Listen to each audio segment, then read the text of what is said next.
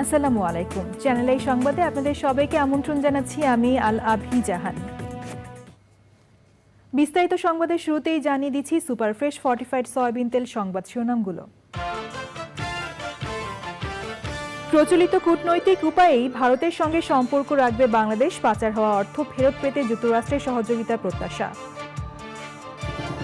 গণ অভ্যুত্থানের ধারক হিসেবে নতুন রাজনৈতিক দল অপরিহার্য বলছে টিআইবি, ইতিবাচক সহযোগিতায় কেন্দ্রীয় সমন্বয়কদের আহ্বান। এবং সবুজে সাজাই বাংলাদেশ স্লোগানে গাইবান্ধায় প্রকৃতি ও জীবন ক্লাব বৃক্ষরোপণের পাশাপাশি সঠিক পরিচর্যায়ও সবাইকে এগিয়ে বিশিষ্টজনদের।